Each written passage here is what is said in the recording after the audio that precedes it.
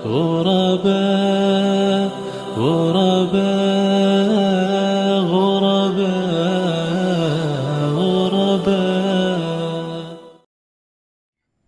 Baik, kita beralih kepada menyewa rahim. Nah, jadi ini sekarang kecanggihan teknologi ya. Kalau dulu kan belum ada tuh bayi tabung ya. Kalau sekarang kan ada prosesnya tuh di luar ya. Jadi artinya beberapa kasus ya sperma suami kemudian sel telur istri itu ya dibuahi di luar karena nggak bisa di rahim istri kemudian dimasukkan ke istri ya. Nah ini kita bahas kalau istrinya nggak bisa gimana? Boleh nggak menyewa rahim wanita lain misalnya? Nah, jadi walaupun sperma dari suami, sel telur dari istri, tapi rahimnya orang lain. Nah, jadi inilah ilmu kedokteran ya. Itu terobosan-terobosan baru tuh luar biasa ya. Bagaimana mengatasi masalah kemandulan ya. Jadi wanita yang tidak bisa melahirkan mungkin karena bermasalah mungkin dari rahimnya tapi dia punya sel telur bagus itu bisa diambil sel telurnya bisa ditanam di tempat orang lain ya. Nah inilah terobosan luar biasa ya. Nah, jadi tanpa melalui proses hubungan suami istri itu ya.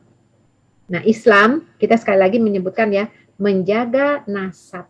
Memang sih tidak berzina ya. Misalnya nyewa rahim orang lain ya. Jadi sperma suaminya, sel telur istrinya ditaruh di tempat wanita lain. Kan nggak zina, tapi itu wanita lain itu hamil dari sperma orang lain, sel telur orang lain. Cuman dia numpang aja rahimnya. Boleh nggak? Nah, ini memang menarik ya para ulama beristihad dalam hal ini ya. Ini kan kaitannya dengan nasab. Ya bayangin aja nanti tuh kalau anaknya lahir, ibunya siapa, terus gimana gitu. Ini ibunya nih padahal ibu yang punya sel telur tuh ibunya, tapi rahimnya rahim orang lain. Nah, ini kan akan mengacaukan nasab ya. Nanti kalau bermasalahnya lagi nanti masalah warisan. Gimana tuh yang meninggal tuh ini anaknya yang mana nih ya. Jadi Islam tuh menjaga garis keturunan itu ya. Maka untuk itulah zina dan adopsi itu diharamkan karena biar jelas orang tuanya. Nah, ini bagaimana Islam memandangnya. Jadi masalah inseminasi buatan ya atau disebut taqiyus zina itu ya. Taqiyus zina ini dengan dua cara ya.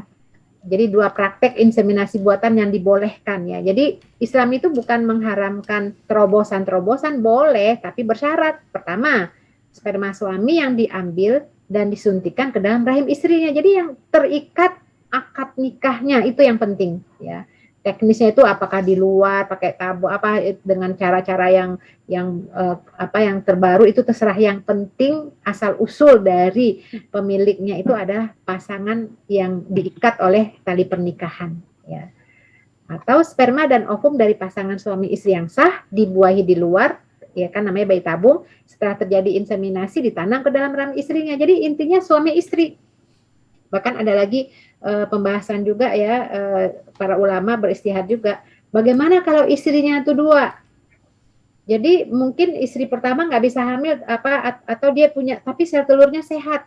Nah akhirnya sperma dan ovum pasangan suami istri ini dititip ke istri yang kedua. Ya, padahal kan kalau kita bilang ya ngapain capek-capek, udah aja istri kedua punya anak ya. Nah tapi istri pertama nggak bisa hamil kan yang ingin punya andil. Nah ini juga para ulama juga tidak membolehkan. Ya. Karena ini kaitannya dengan nasab juga ya. Ibunya yang mana nih, terus gimana nanti yang ini ibu biologis ini ya artinya agak sulit ya. Makanya dijaga dalam Islam tuh aturan mainnya supaya tidak membingungkan ya. Itulah sebabnya Islam itu mengharamkan yang di luar ikatan suci ini ya. Pokoknya kalau yang namanya anak ya dari pasangan suami istri. Nah, teknisnya terserah mau dibuahi di luar atau yang penting di dalam rahim pasangan suami istri tersebut yang pemiliknya. Nah, kan ada juga sekarang yang terbaru ya sebenarnya udah lama juga tapi ya untuk saat ini tuh biasa ya yang masa terbaru kalau hukumnya itu bank sperma misalnya ya.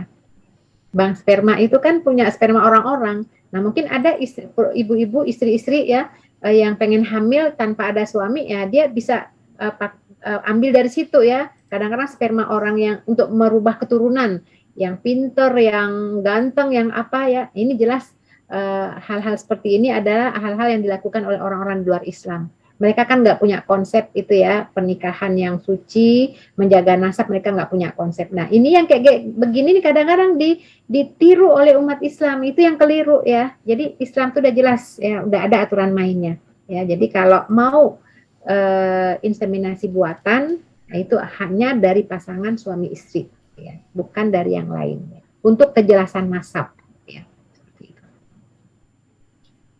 Nah, bentuk-bentuk penyewaan rahim itu sperma yang pertama ya, sperma dan ovum itu berasal dari pasangan suami istri, terus dimasukkan ke dalam rahim wanita yang telah disewa. Oh, itu nanti dibayar gitu ya. Itu bentuk-bentuk penyewaan rahim ya. Kemudian inseminasi sperma dan ovum bukan pasangan suami istri yang dilakukan di luar rahim, kemudian hasil inseminasi itu ditanam pada rahim wanita pendonor ya. Nah, ketika bayi lahir diserahkan kepada pasangan suami istri yang mandul. Nah, kayak begini nih. Yang apa namanya nasab jadi campur baur ya. Inseminasi sperma dan ovum dari pasangan suami istri dilakukan di luar rahim, ditabung ya. Hasilnya dimasukkan ke dalam rahim wanita lain yang merupakan istri keduanya. Nah, itu juga ya bentuk penyewaan bentuk bukan penyewaan rahim, rahim yang bukan pemilik sahnya ya. Artinya sel telur, pemilik sel telurnya, tapi istri kedua gitu ya. Nah, jadi di sini sebenarnya para ulama juga tidak merekomendasi ya dititipkan ke istri kedua ya. Boro-boro dititipkan ke istri kedua ya, suaminya menikah lagi aja udah heboh sejagat ya. Apalagi mau dititipkan begitu. Tapi inilah fikih ya, terjadi gitu yang seperti ini. Ma min zamin ba'da syirki azam min nutfah wada'aha rajul fi rahmin la yahillu lahu. Tidak ada dosa yang lebih besar setelah syirik dibandingkan seseorang yang menaruh spermanya di rahim wanita yang tidak halal baginya. Nah, ini kan perzinahan ya. Nah, termasuk tadi itu ya, perzinahan tidak langsung ya, ketika sperma seorang laki-laki dengan istrinya dititipkan ke wanita lain. Ini kan juga perzinahan juga dalam tanda kutip ya. Karena itu bukan pasangan sahnya ya. Itu termasuk disebutkan di sini dosa yang lebih besar setelah syirik ya, meletakkan sperma di rahim wanita walaupun dia tidak berhubungan suami istri gitu ya. Ini dalam Ibnu Abid Dunya tafsir Ibnu Katsir ya. Nah, kemudian kita lihat lagi la yahilul limrin yu'minu billahi wal yawmil akhir ayasqiya ma'u zar'un ghairuh. Tidak halal bagi seorang yang beriman kepada Allah dan hari akhir menyirami airnya ke ladang orang lain. Nah, ini yang berzinah benar nih. Ini tidak dibenar, itu jelas ya dosa besar ya.